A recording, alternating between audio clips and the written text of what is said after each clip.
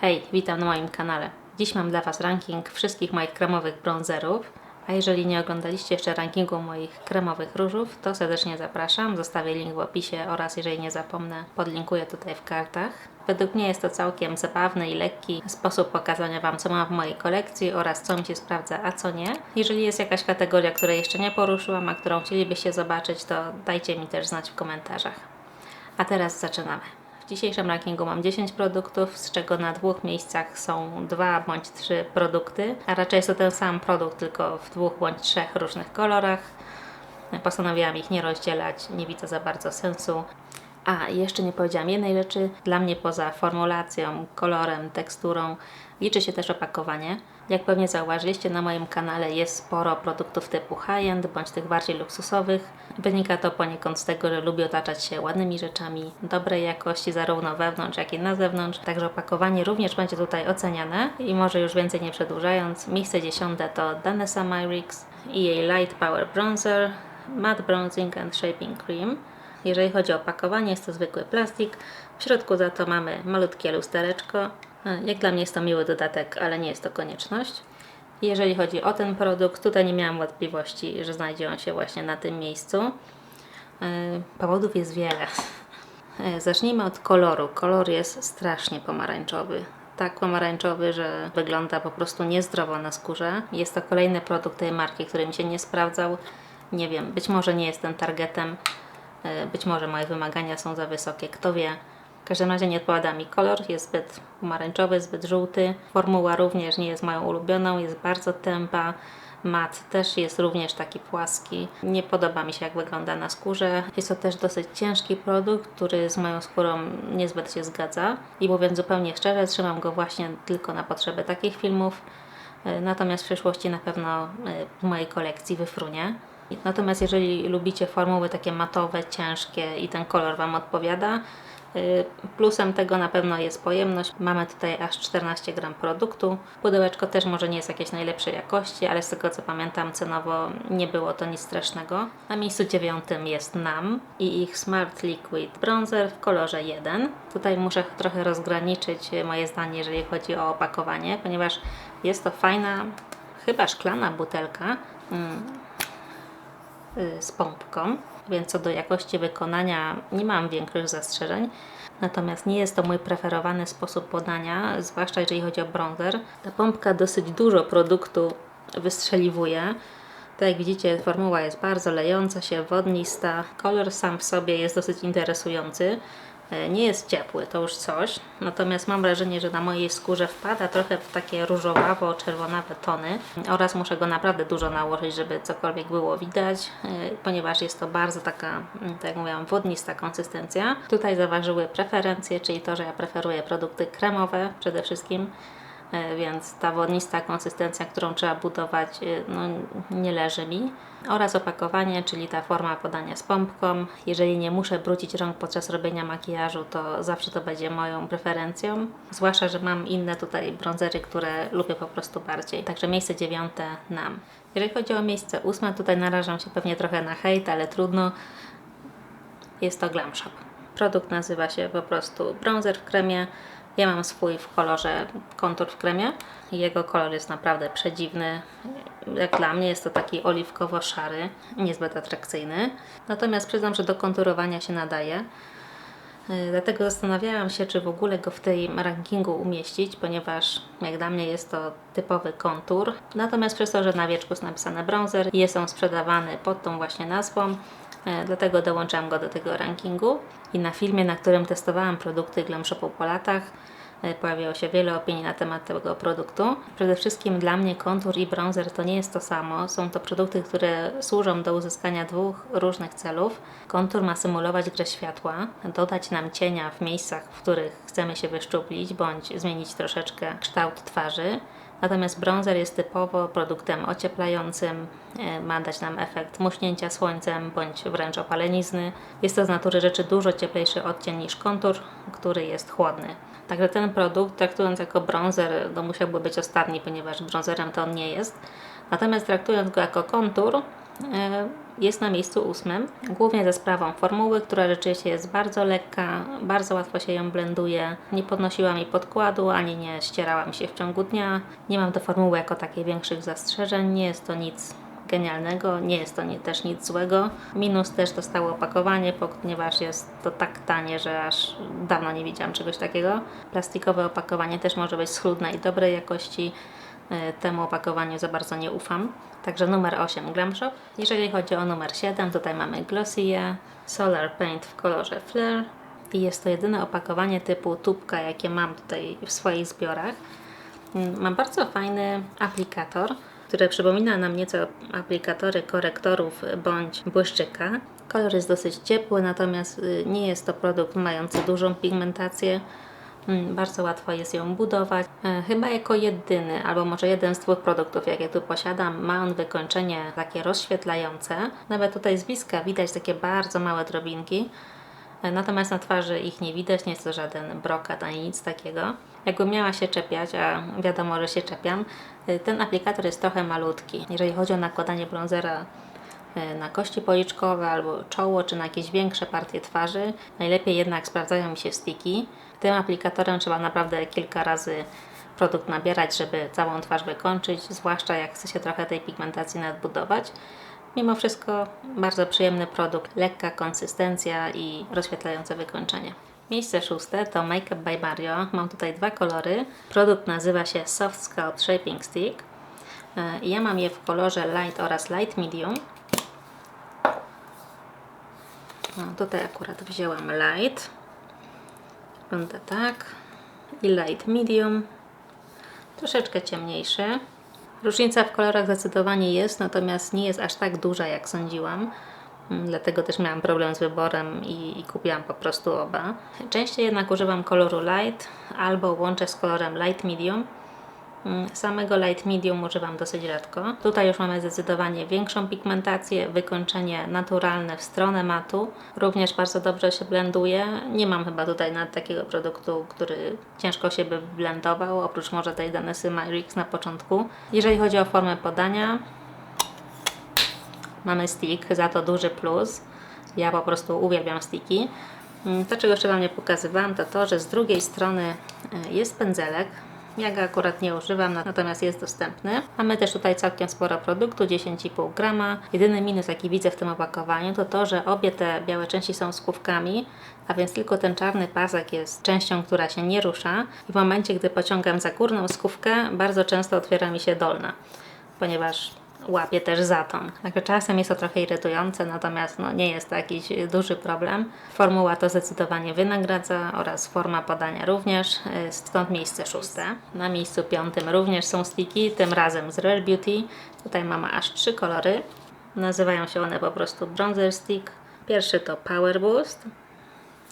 On jest dosyć ciepły, zwłaszcza w porównaniu z kolorem następnym, czyli Bright Side. To jest kolorek, który wyszedł dosyć niedawno. Jest on taką bardziej neutralną, chłodną odpowiedzią marki. Widać chyba mocno tą różnicę. I trzeci kolor, jaki mam, to Happy Soul. Najciemniejszy z tych 3. I on również jest bardzo ciepły. On, zwłaszcza przy tym Bright Side, wygląda wręcz pomarańczowo. Co jest ciekawe, wcześniej tego nie widziałam i chętnie używałam zarówno tego Power Boost, jak i Happy Soul. Teraz, odkąd mam Bright Side, jest mi dosyć ciężko używać tych 2 zewnętrznych kolorów. Wydają mi się naprawdę bardzo ciepłe. Mimo wszystko największe zużycie mam w Power Boost. Ten produkt jest również w moim projekcie 100 użyć i staram się go wykończyć. Jeżeli chodzi o opakowanie, to też jest plastik, natomiast wydaje mi się, że wygląda całkiem fajnie i zgrabnie. Jedyny minus tego opakowania, może na tym pokażę, to, że produkt, który jest nowy, bądź nie jest jeszcze aż tak zużyty, wystaje nam z tego sticka i przez to, chcąc nałożyć tak na szybko tą skówkę, bardzo często można trafić czubek tego bronzera i go po prostu uszkodzić. To mi się stało właśnie z tym kolorem Happy Soul. Nie wiem, czy będzie widać tutaj delikatnie, że jest troszeczkę oderwany. Natomiast w momencie, w którym już produktu użyjemy więcej i chowa on się nam w skówce, tutaj widzicie na tym Power Boost, że jest już głębiej.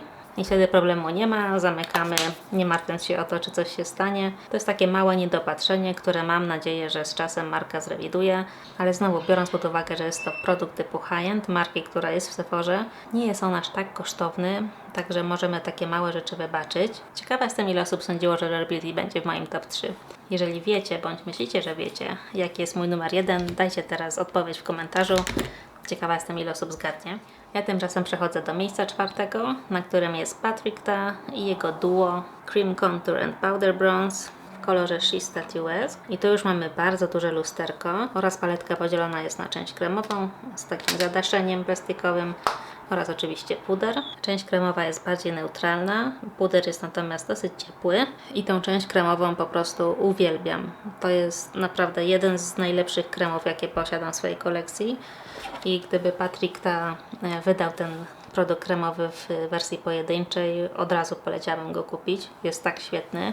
Blenduje się w naprawdę przepiękną mgiełkę na twarzy przy użyciu naprawdę 2 ruchów pędzla bądź gąbeczki. Dodatkowo ten odcień jest bardzo atrakcyjny dla jasnych karnacji. Nie jest chłodny, nie jest też za bardzo ciepły. Wydaje mi się, że jest to taki fajny, neutralny odcień.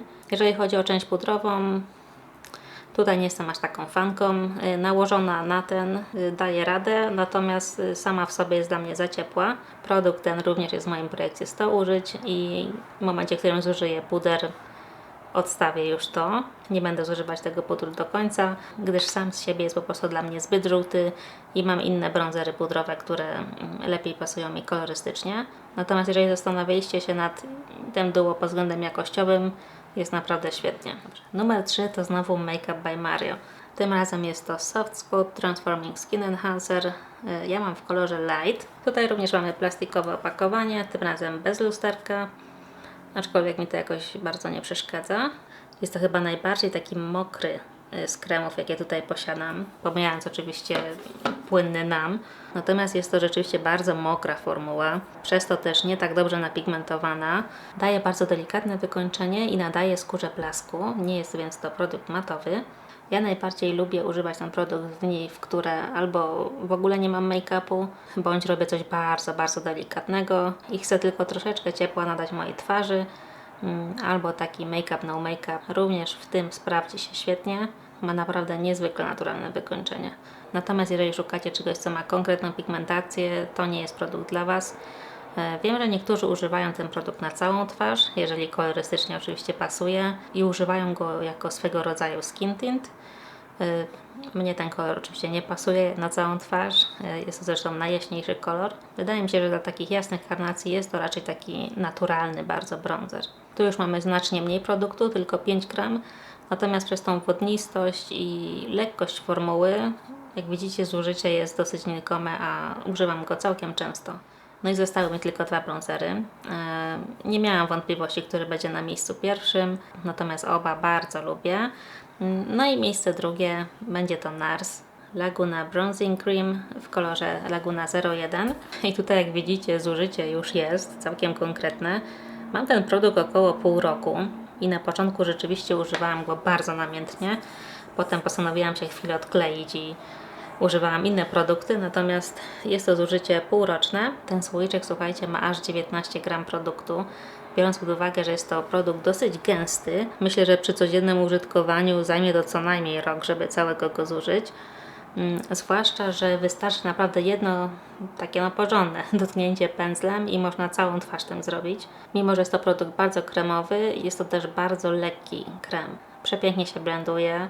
Bardzo ładnie też pachnie, czuję tutaj jak mam go obok. Natomiast jest to zapach, który znika nam po aplikacji i nie drażni przynajmniej moich oczu. A jak może wiecie, ja mam problemy z zapachami w produktach do twarzy, zwłaszcza z Tomem Fordem. Tutaj natomiast ten zapach jest znacznie przyjemniejszy, lżejszy, przede wszystkim szybko się ulatnia. Kolor jest również przepiękny, bardziej idący w stronę neutralnego, ale jednak troszeczkę ciepła dodającego. Jedyny mały minusik, ale taki naprawdę związany tylko i wyłącznie z moimi preferencjami, to jest to, że nie jest to stick. Ja jednak preferuję produkty w sticku. Natomiast mimo wszystko, mimo tego, że to jest słoiczek, jest to bardzo ładny słoiczek, dobrze wykonany. Nie czuć, żeby to było jakieś tanie, czy zaraz się miało złamać.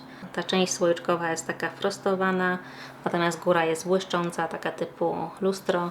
Bardzo elegancki produkt. 9,5 na 10 naprawdę. Te pół punktu odejmuję za to, że nie jest to stick. No i numer 1. Myślę, że sporo z Was wie, nie może być inaczej. Jest to Westman Atelier Face Trace Contour Stick w kolorze Biscuit. To jest produkt absolutnie perfekcyjny. Naprawdę. Brzmi to dosyć górnolotnie, ale nie ma słabych punktów. Zacznijmy więc od opakowania, które jest dosyć ciężkie. Skówka jest magnetyczna, przepiękna. Oczywiście jest to stick, no bo nic innego nie mogło być na pierwszym miejscu. Kolorek, magia. Absolutnie perfekcyjny, idealny, nic bym w nim nie zmieniła. Na swatchu wygląda tak. Jak dla mnie jest to idealny kompromis pomiędzy odcieniem neutralnym a ciepłym. To jest według mnie kolor, który wszystkie marki powinny mieć jako jasny, jako light w swoich kolekcjach, ponieważ jak widzieliście na poprzednich miejscach, bardzo często ten light jest dosyć żółty. Nie wiem skąd to przychodzi, ponieważ takich jasnych karnacji idących w stronę żółtą według mnie nie jest aż tak dużo. Najczęściej spotykam się albo z tymi chłodnymi idącymi w stronę różową, albo neutralnymi. Jak widzicie, tutaj zostało mi już bardzo mało produktu, nad czym bardzo ubolewam. Na pewno zostanie odkupiony, natomiast pytanie tylko kiedy. Jest to mój absolutny ulubieniec, jeżeli chodzi o kremowe bronzery oraz odkrycie zeszłego roku, ponieważ kupiłam go jakoś na początku lata w zeszłym roku. Być może to był maj, czerwiec? Chyba jakoś tak. Także wydaje mi się, że i tak dosyć długo przetrwał i zdrowo będzie go wykończyć, ponieważ, o nie, ma on 18 miesięcy ważności, także w teorii mogłabym go przeciągnąć jeszcze, ale nie ma to sensu. Jeżeli chodzi o pojemność, jest to tylko 6 gram, także malutko. Pewnie gdybyśmy mieli obliczać opłacalność, który z tych produktów jest najbardziej opłacalny pod względem ile płacimy za 1 gram, no nie byłby on tutaj na podium. Natomiast jeżeli chodzi o Westman Atelier, płacimy za całokształt. Płacimy nie tylko za wspaniałą formułę, która nigdy mnie nie zawiodła, ale również za to przepiękne opakowanie, za ten luksus, który czujemy biorąc ten produkt do ręki i za to, jak przepięknie wygląda na twarzy. Dajcie mi znać, czy tak obstawialiście, czy właśnie Westman będzie moim numerem 1. Wydaje mi się, że tak. Wydaje mi się, że ci, co widzieli chociaż kilka moich filmów, dobrze wiedzieli, że to właśnie ten będzie numerem 1. Dajcie mi koniecznie znać, jaki Wasz jest numer 1, ponieważ kremowe bronzery to coś, co uwielbiam. Także jeżeli tego produktu nie mam, to bardzo chętnie przetestuję. W tej chwili chodzi za mną Contour Stick od Milk Makeup oraz kilka pudrowych bronzerów, ale nie o tym dzisiejszy odcinek. Jeżeli jest inna kategoria, którą chcielibyście, żebym zrecenzowała czy pokazała, co mam w kolekcji tak zbiorczo i od razu przeprowadziła taki ranking, pokazując, co lubię, czego nie lubię, dajcie mi znać, postaram się to zrobić. A tymczasem dziękuję Wam serdecznie za oglądanie, życzę miłego dnia i do zobaczenia w następnym odcinku. Pa, pa!